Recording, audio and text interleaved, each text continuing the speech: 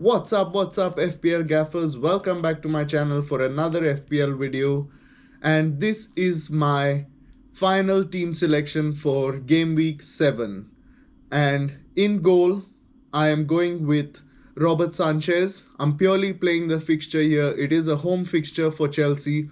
Hopefully no more red cards for Chelsea. They've solved this problem, and that is why Robert Sanchez starts in goal for me. It is going to be a strong Liverpool team on the back of two back-to-back defeats, one in the Champions League, one in the Premier League.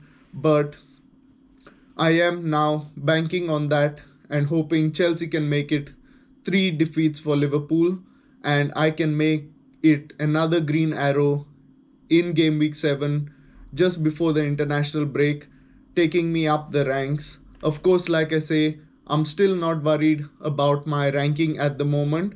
It is somewhere around game week 15 that I'm going to start considering my rank for real.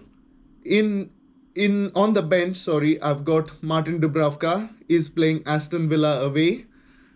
Aston Villa seems like they have found their scoring boots, have started scoring, did win their Europa Conference League match and did score two goals, did keep the clean sheet as well. But Burnley again not backing their defense. It is the worst defense in the Premier League according to the stats. That is why I have kept Martin Dubravka on the bench. I am this week going with a 4-3-3, and in defense I'm going with Mickey van der Ven again, hoping he comes up with a monster haul. Is playing Leeds away, again purely playing the fixture. Leeds, a newly promoted team. Tottenham against newly promoted teams. Hopefully they can keep the clean sheet and I can get to the rank or the points that I deserve to get for a green arrow this game week. My next pick in defense is Mark Guehi. Of course, I benched him for the last game week, sat on the bench making 7 points for me, but is playing a pretty difficult fixture against Everton away. Mark Guehi, I don't think I'm going to bench him anymore or anytime soon, may it be the big fixtures or any other fixture. Mark Guehi will start most of my games in FPL. He does seem to get either the clean sheet or an assist, or even does get a goal in the odd circumstances. My next defender is Anderson from Fulham. He's playing Bournemouth away. Now, I have a free transfer as you can see, but until the last minute, this is more likely to be Gabriel. Hopefully, he is fit. He did come out in the Champions League match in their 2-0 win, but it didn't seem like there was much of an injury. Hopefully, he starts. Closer to the deadline, I will make that transfer. Just waiting to see if there's any last minute news on Gabriel being injured or out for that match against West Ham at home.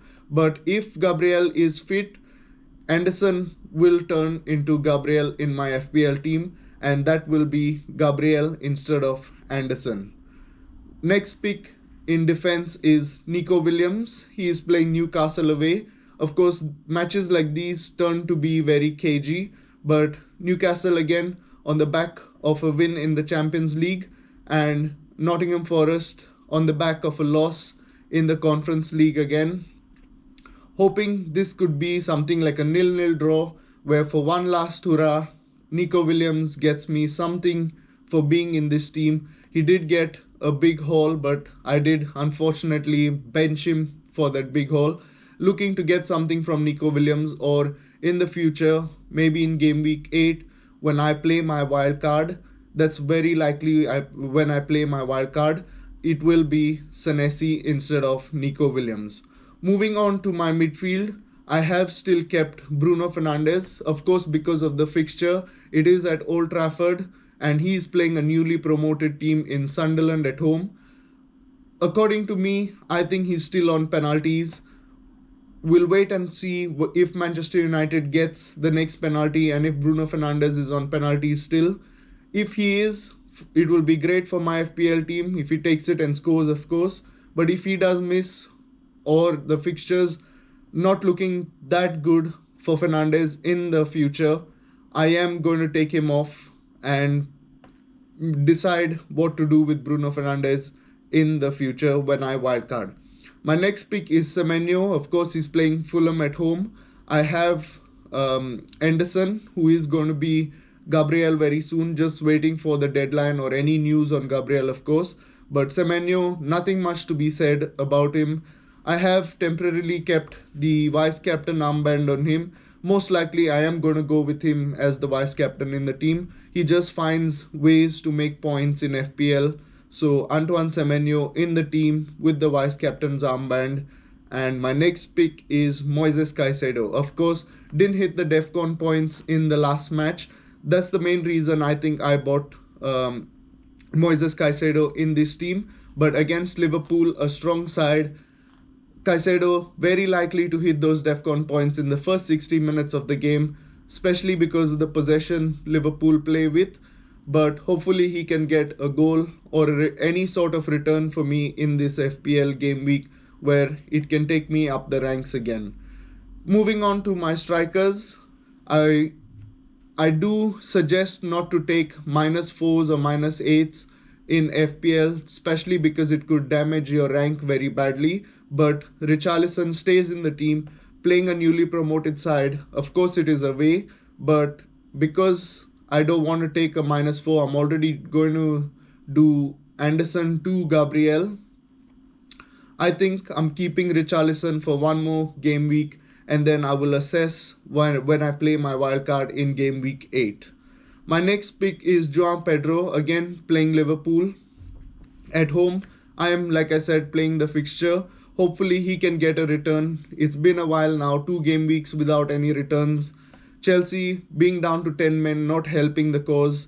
João Pedro has been working his socks off, but there has been a situation where Enzo Maresca has been speaking about a slight injury to João Pedro.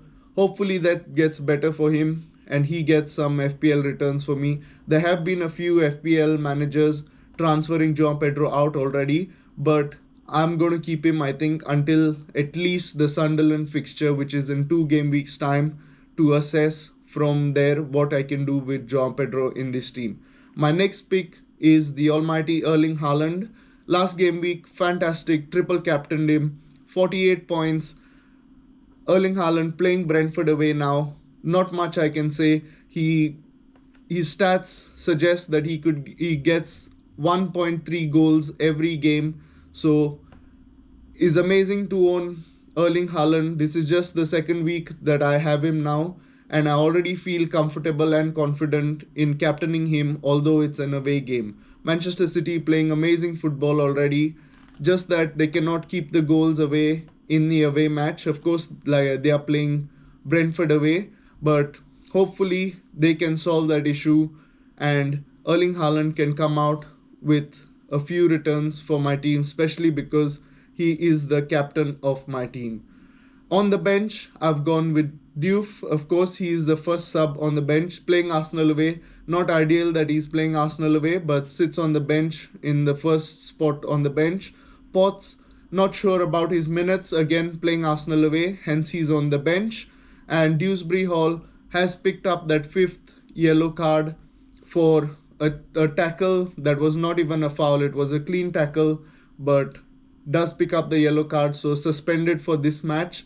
I will assess when I'm using my wildcard in game week 8, which is the most likely time that I am going to use my wildcard. Now, this team I have run through Fantasy Football Hub, and it comes up with a predicted score of 56.1%. But of course, when I tried getting in Gabriel, it does improve my predicted points by 2 more points once I get Gabriel.